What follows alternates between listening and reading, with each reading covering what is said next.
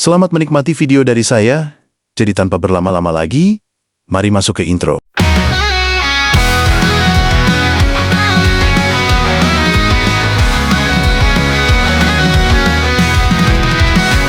Madu aman buat kisah membara, alurman hadir bawa cerita, petualangan penuh warna, bersama kita jelajahi dunia.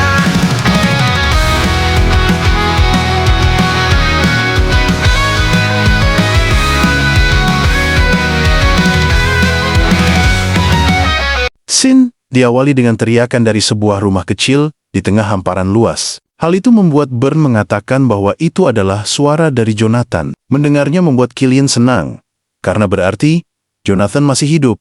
Jadi Oscar, apa kau punya rencana?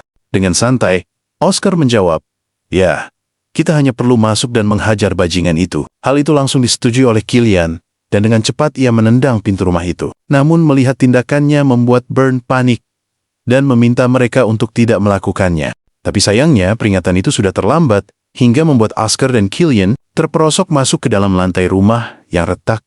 Kemudian setelah mereka berdua terjatuh, Oscar merasa aneh karena melihat ada seseorang yang sedang diikat. Tapi dari postur tubuhnya, jelas itu bukanlah Jonathan. Dengan merasa mulai curiga, Killian pun mencoba mengeceknya, dan saat ia melihat wajah orang itu, seketika ia dikejutkan karena orang yang diikat bukanlah Jonathan. Bahkan mereka tidak pernah melihat wajah orang tersebut.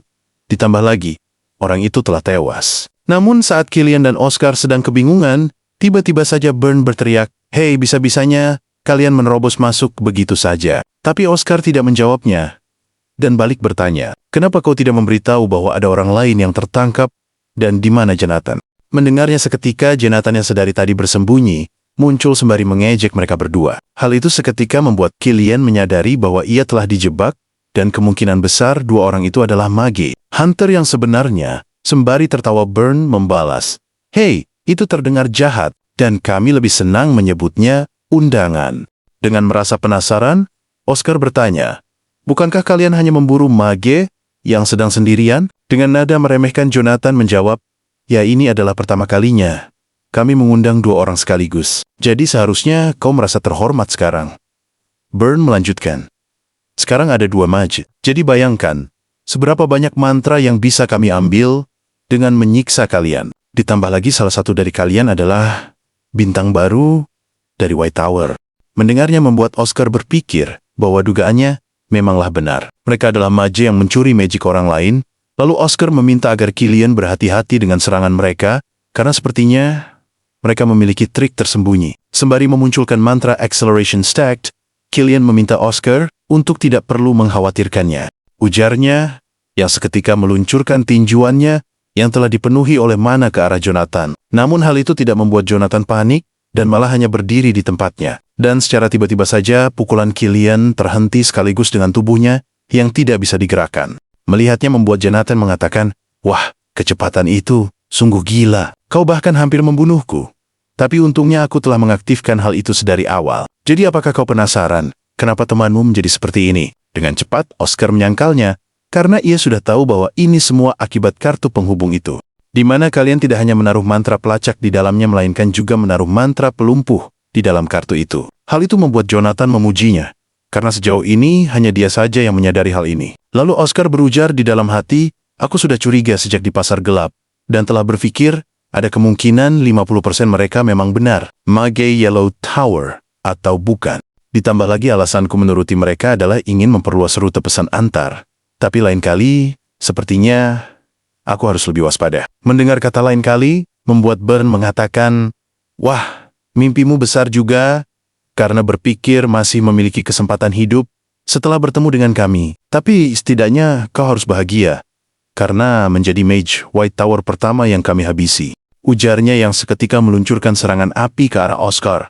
Hal itu seketika membuat tubuh Oscar terlihat terbakar dengan sangat hebat. Hal itu membuat Burn sedikit kecewa, karena kemampuan Oscar yang ternyata tidak sehebat itu. Namun Jonathan yang melihat Oscar tidak berteriak sama sekali, membuatnya merasa aneh. Dan hal itu langsung terjawab ketika Oscar mengulurkan satu lengannya keluar dari kobaran api, sembari mengatakan, "Mage dari Red Tower menjaga apinya agar tetap di sisi mereka, dari mata terbuka di pagi hari hingga tidur di malam hari." Mereka mengulanginya tanpa henti hingga mencapai level 4 dan menyatu menjadi satu kesatuan dengan api. Ya, hanya ada satu alasan mengapa mereka melalui semua rasa sakit itu, dan alasannya adalah untuk mencegah mage tipe harmoni sepertiku mencuri api mereka. Ujarnya, sembari meluncurkan kembali api milik Burn. Hal itu membuat Burn dan Jonathan kebingungan, karena mereka tidak pernah melihat ada orang yang bisa mencuri magic orang lain. Lalu Jonathan, yang merasa kesal, mencoba mengancam Oscar dengan menodongkan pisaunya ke Killian, sembari memintanya untuk menyerah. Atau jika tidak, ia akan menghabisi temanmu. Tapi Oscar tidak peduli, dan memintanya untuk melakukannya saja, jika dia mau. Hal itu membuat Jonathan kebingungan, hingga membuat Oscar menjelaskan bahwa Killian jauh lebih berharga darinya. Sampai-sampai kau takkan berani menghabisinya. Karena Killian mengetahui mantra tingkat menengah milik White Tower lebih banyak daripada aku. Mendengarnya membuat Jonathan semakin kesal dan menegaskan bahwa ia tidak sedang main-main. Dan bukankah kau tahu bahwa seorang mage memang mudah untuk digantikan? Tapi bintang baru White Tower tidak akan mudah untuk ditemukan lagi. Namun, Oscar tetap tidak peduli. Dan jika kau mau menghabisinya, maka silahkan saja. Tapi, Killian jangan khawatir. Aku akan membalaskan dendammu. Mendengar semua itu, membuat Jonathan bimbang. Ada apa dengan orang-orang ini? Dan kenapa dia malah tersenyum? Apakah dia tak takut mati? Sungguh, dua orang gila.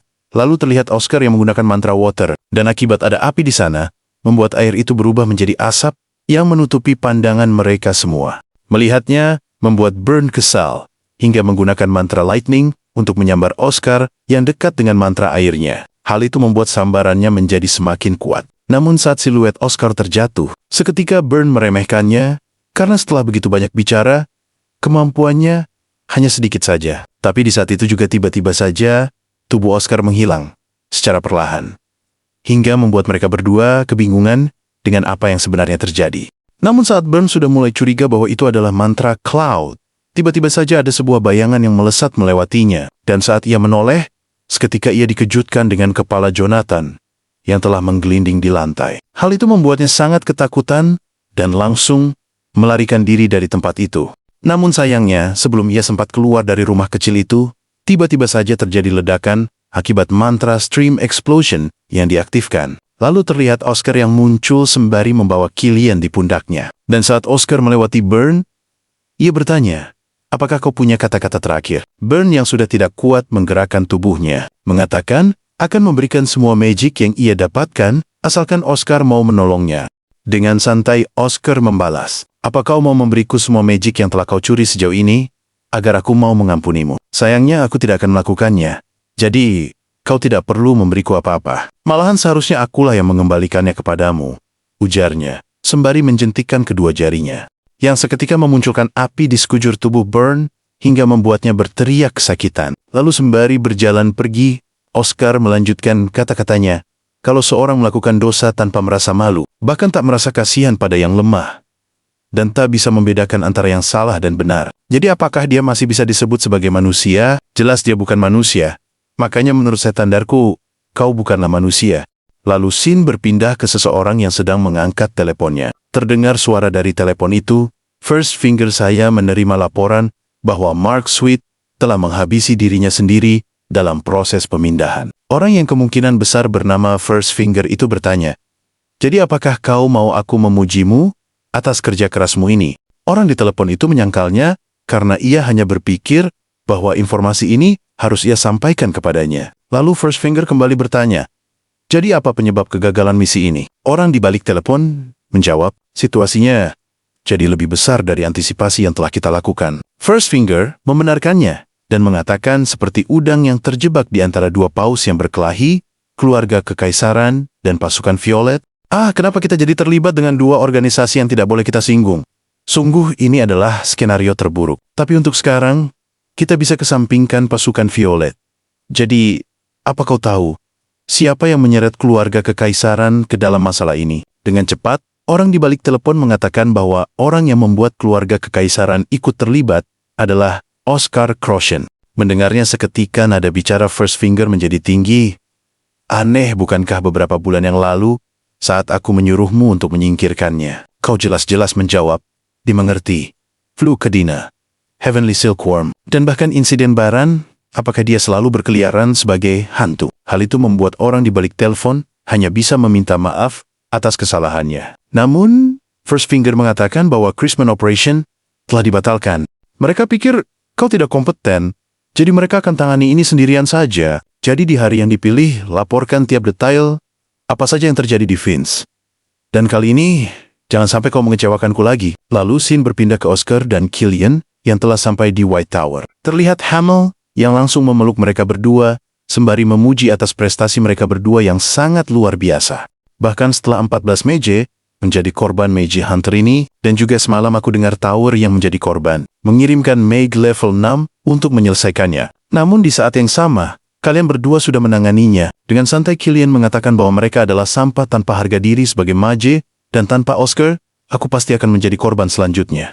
Hal itu membuat Hamill menasehatinya agar lain kali lebih waspada terhadap alat magic yang diberikan oleh orang asing. Mendengar nasihat itu, Killian meyakinkan Hamill bahwa ia tidak akan mengulanginya lagi dan akan lebih berhati-hati di lain waktu. Namun, Oscar yang sedari tadi hanya mendengarkan saja menjadi merasa bersalah karena ia tidak memberitahu soal kecurigaannya terhadap kartu itu kepada Killian sejak awal. Lalu Hamill memuji Oscar atas kerja kerasnya. Namun saat Oscar ingin beralasan bahwa ia hanya sedikit membantu, Hamill langsung menyangkalnya dan berkata, apa aku harus memanggilmu Noble Mage dari White Tower mulai sekarang. Hal itu langsung membuat Oscar terkejut dengan perkataannya. Tapi Hamill tak peduli dan kembali melanjutkan perkataannya. Berkat prestasimu di Baran, akhirnya kau mendapatkan julukan. Orang bilang, caramu menggunakan magic sungguh elegan dan mulus. Lalu dijelaskan bahwa sebuah julukan sederhananya seperti gelar. Contoh Walker yang dipanggil Black Sword dan Killian dipanggil Saint. Dan di kehidupan Oscar yang dulu, ia punya banyak julukan, mulai dari White Mage, Master of the Wind, Perfect Mage, Creator of Commoners, dan masih banyak lagi. Ya, ada begitu banyak julukan yang menempel kepadanya. Namun kenapa sekarang julukan Noble yang ia dapatkan terasa memalukan sekali? Julukan Nobel itu seperti orang baik, mulia, dan anggun. Kemudian dengan mengeluh Oscar mengatakan, kenapa harus julukan ini? Padahal, aku ingin yang lebih keren. Hal itu membuat Killian mencoba menghiburnya dengan mengatakan bahwa semakin ia mendengarnya itu, semakin terasa keren. Namun saat Oscar sedang memikirkan hal itu, tiba-tiba saja ada seorang pelayan yang mengatakan, Vice Master Tower Mage dari Red Tower telah tiba. Dengan cepat Hamill memintanya untuk mengizinkannya masuk. Terlihat seseorang yang melangkah memasuki ruangan itu, sembari memperkenalkan dirinya sebagai Karim Fernian, Mage level 6 dari Red Tower, dan terima kasih telah merespon permintaan saya yang sangat tiba-tiba. Sembari bersalaman Hamill juga memperkenalkan dirinya. Lalu Karim yang melihat ada dua orang lain di sana bertanya, apakah Anda sudah ada janji temu saat ini? Hamill mengiyakannya dan mengatakan, aku tadi sedang menerima laporan mendesak. Karena ini juga menyangkut dirimu Karim, jadi silahkan duduk dan kalian berdua juga duduklah. Mendengarnya, Karim bertanya, jadi kalau ini menyangkut diriku, apakah ini soal hal itu? Hamill mengiyakannya dan mengatakan, kau datang untuk membagi informasi tentang Mage Hunter. Jadi kami harus melakukan bagian kami. Dan kami akan menyampaikan bahwa saat ini Mage Hunter telah mati. Hal itu seketika mengejutkan Karim yang langsung bertanya, apakah benar mereka telah dihabisi? Dan apakah orang yang menghabisinya adalah Mage dari Yellow Tower? Hamill menyangkalnya dan mengatakan bahwa mereka berdualah yang telah menanganinya. Mendengarnya, membuat Karim merasa ragu dan membalas sejujurnya itu sulit untuk dipercaya. Karena bahkan Mage Hunter telah memburu Mage level 5 dari Red dan Yellow Tower. Dengan sedikit tertawa, Hamill mewajarkannya dan meminta Oscar untuk menjelaskan kronologi kejadiannya. Lalu Oscar yang telah menghabiskan minumannya mulai menjelaskan bahwa mereka berburu berpasangan menggunakan jebakan. Kartu bisnis Magic, keduanya adalah Mage level 4, tapi tidak sekuat rumor yang beredar. Hal itu diwajarkan oleh Karim karena mereka adalah serangga tanpa tower dan tanpa keluarga. Mendengarnya membuat Oscar sedikit kesal dan berujar di dalam hati, dasar kaum supremasi garis keturunan, orang yang berpikir hanya bangsawan yang bisa menggunakan magic dengan baik. Namun di saat itu juga Karim bertanya, jadi siapa kalian berdua? Hal itu membuat Oscar dan Killian memperkenalkan dirinya. Mendengar nama Oscar Croshen, seketika membuat Karim bersikap sangat ramah kepada Oscar dan mengatakan, wah, kau pasti adalah kepala keluarga Croshen saat ini. Senang bertemu denganmu. Namun, sikap Karim itu malah semakin membuat Oscar jengkel, karena bahkan ia secara terang-terangan mengabaikan Killian dan dia memperlakukan Killian seperti tidak ada di tempat ini. Ya, kalau ia sampai tahu siapa yang ada di dalam tubuh ini adalah anak yatim piatu dari suatu gang belakang, dia pasti pingsan. Tapi di sisi lain terlihat Karim yang kebingungan karena ia sama sekali tidak bisa membaca magic dari seorang magi level 3. Dan perasaan, aneh macam apa ini? Lalu Hamel yang menyadari bahwa Karim seperti sedang kebingungan menyarankan agar ia beristirahat di White Tower untuk malam ini. Karena ia pasti sangat kelelahan setelah berjalan begitu jauh, namun Karim menolaknya karena ia ingin beristirahat di keretanya sembari kembali pulang. Kemudian scene berpindah ke beberapa waktu setelahnya, terlihat Karim yang bertanya, "Kenapa kau mengajukan diri untuk mengantarkanku keluar?" Dengan santai Oscar menjawab, "Ya, ini adalah kesopanan umum saat memiliki tamu terhormat." Mendengarnya membuat Karim memujinya dengan mengatakan, "Memang hebat kepala keluarga Croshen yang terkenal. Dan aku ingat pernah menyapa ayahmu beberapa kali di perkumpulan sosial. Dia selalu membicarakan bakat putranya dengan begitu bangga. Sekarang aku paham, mengapa kau punya kemampuan yang memumpuni untuk menangani Mage Hunter sendirian. Oh iya, Red Tower selalu menyambut talenta hebat, terutama Mage, dengan bakat sepertimu." Hal itu seketika membuat Oscar bertanya, "Jadi saat kau bilang Mage berbakat, apakah maksudmu seseorang seperti Lloyd Souls?" Mendengarnya, membuat Karim terdiam sejenak dan menjelaskan, "Tentu saja tidak. Maksudku bukanlah anak yatim piatu tanpa akar seperti dia. Sederhananya, maksudku adalah seseorang dengan silsilah dan kemampuan yang jelas sepertimu." Oscar membalas, "Tapi, bukankah Red Tower Master telah mengambilnya sebagai murid? Yang berarti, ia sangat berbakat." Dengan mencoba kembali membela argumennya, Karim mengatakan bahwa kemampuan saja tidak bisa mengamankan segalanya. Jadi, tanpa garis keturunan, nasibmu sudah jelas sejak awal. Oscar bertanya, "Jadi kalau begitu, apa Lloyd Souls baik-baik saja di Red Tower?" Namun Karim balik bertanya, "Memangnya kenapa kau begitu penasaran dengannya?" Oscar mengatakan, "Kelelawar pengkhianat oportunis. Kau tahu ini semua menjurus ke siapa?" "Ya, itu semua adalah sebutan untuk Lloyd Souls. Aku penasaran, bagaimana hidupnya setelah pindah ke Red Tower. Tapi sepertinya dia tidak baik-baik saja." Dengan tertawa, Karim mengatakan, "Oh, jadi itu maksudmu. Jangan khawatir, dia orang asing bahkan di dalam Red Tower. Buktinya dia nyaris tidak pernah masuk ke bangunan utama dan terus berkeliaran di medan tempur." Mendengarnya, Oscar berkata, "Ya, itu pantas untuknya." Namun di lubuk hatinya, Oscar mengatakan, dasar anak bodoh. Kenapa kau malah memilih pilihan yang jauh lebih buruk?" Lalu Karim bertanya, "Apakah kau yakin tak mau pindah dari sini? Bukankah kita sangat cocok? Dan sebagai calon Count Croshen, aku bisa mengamankan posisi untukmu di faksiku." Dengan lembut Oscar menolaknya, "Aku menghargainya. Tapi masih banyak hal yang harus kuurus di sini." Mendengarnya membuat Karim menyayangkan hal itu. Tapi jika Oscar telah menyelesaikan urusannya, ia bisa menghubunginya. Namun, saat Oscar ingin membalas perkataannya itu, tiba-tiba saja terdengar teriakan dari salah satu murid yang sedang bertengkar. Terlihat murid dari Red Tower mengatakan, "Kenapa kau marah? Aku hanya menyatakan fakta. Lihatlah, aku masuk Red Tower karena aku adalah murid teratas dan aku menjadi yang pertama mencapai level 4 di kelasku. Sementara kalian di sini karena nilai kalian biasa saja dan bukankah alasanmu masih level 3 adalah karena kau salah pilih tempat untuk tumbuh. Jadi apakah yang kukatakan salah?" Mendengarnya membuat murid White Tower semakin kesal dengannya.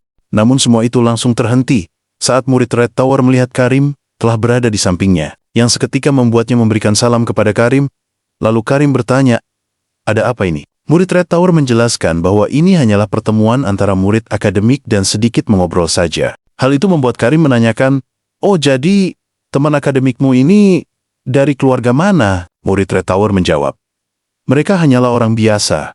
Mendengarnya membuat Karim kesal dan menegaskan dengan berkata, "Leo Brult, bukankah sudah kukatakan berkali-kali untuk memilih orang yang bernilai, bahkan hanya untuk bertukar kata? Contohnya, seseorang seperti ini. Dia adalah penerus keluarga Count Croshen. Dia seniormu, telah menjadi mage sejak beberapa tahun lebih dulu darimu." Hal itu seketika membuat Leo memperkenalkan dirinya sebagai Leo Brult, mage level 4 dari Red Tower, yang langsung diikuti oleh Oscar, yang juga ikut memperkenalkan dirinya. Lalu Karim mengatakan, "Aku membawa anak ini untuk memberinya pengalaman bertarung nyata, dan dia adalah putra kedua Viscount Brult. Jadi bakatnya ada. Tapi seperti yang kau lihat, dia masih perlu banyak koreksi. Ya, akan bagus jika dia mirip denganmu. Oh ya, kereta kami sudah datang. Jadi kami pergi dulu, dan lain kali, mari bicara di tempat yang lebih baik, dengan orang-orang yang cocok. Lalu setelah mereka pergi dari sana terlihat Oscar bertanya kepada murid White Tower yang sebelumnya, apakah kata-kata dari Leo membuatmu marah? Dengan menunduk murid itu mengiyakannya dan mengatakan aku yang dihina masih tidak apa-apa. Tapi mereka tidak harus menghina White Tower. Oscar membalas, ya mau bagaimana lagi? Beginilah posisi White Tower sekarang. Mendengarnya, membuat murid itu bertanya, kenapa kamu tak marah mendengar semua itu? Oscar menjawab, ya tentu saja aku marah, tapi menghentakkan kaki takkan mengubah apapun. Dunia penuh dengan orang yang mengkritik dan mendiskriminasi berdasarkan garis keturunan, status, dan afiliasi. Jadi apakah kau tahu satu-satunya cara untuk berdiri tegak dan bangga di hadapan orang seperti itu? Dengan ragu-ragu murid itu mengatakan, apakah dengan memperlihatkan kemampuan? Oscar mengiyakannya dan mengatakan, kemampuan yang sangat besar, sampai tak ada hal lain lagi yang lebih penting. Mendengarnya membuat murid itu tak terima, karena mereka dan para bangsawan sangatlah berbeda, di mana para bangsawan sejak kecil sudah mendapatkan dukungan dan sumber daya yang tiada habisnya untuk belajar magic. Oscar membenarkannya karena setiap orang memiliki garis start yang berbeda-beda. Tapi memangnya, kenapa bukankah dunia memang tidak adil sejak awal? Dan perubahan hanya akan dimulai saat kau menerima kenyataan itu. Lalu murid laki-laki bertanya, lantas bagaimana kami melampaui orang seperti mereka sebagai mage White Tower? Oscar menjawab, ya gunakan saja area di mana White Tower benar-benar superior dibandingkan dengan tower lain. Mendengarnya, membuat murid itu kebingungan.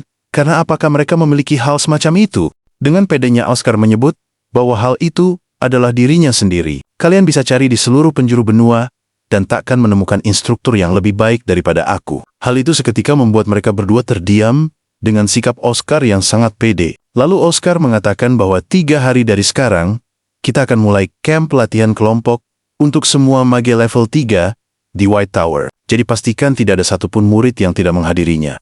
Dengan wajah malas, kedua murid itu mengatakan akan menaruh pengumuman resminya di mading dan memangnya kapan tanggal selesainya kamp pelatihan ini. Dengan percaya diri, Oscar mengatakan bahwa ini semua akan selesai saat mereka semua mencapai level 4. Hal itu langsung membuat kedua muridnya pergi dari sana, sembari mengiyakannya. Melihat mereka berdua yang mulai menjauh, Oscar berujar di dalam hati, kalau aku akan mengungkapkan teori yang akan meningkatkan anak-anak itu menjadi level 4. Sepertinya, aku harus mengunjungi tempat itu. Meskipun aku sungguh tak ingin kembali ke sana. Dan, to be continued. Terima kasih karena telah menyaksikan video dari saya. Tapi sebelum menutup video ini, jangan lupa like, comment, and subscribe agar tidak ketinggalan video terbaru dari saya. Terima kasih karena telah bergabung ke membership channel ini.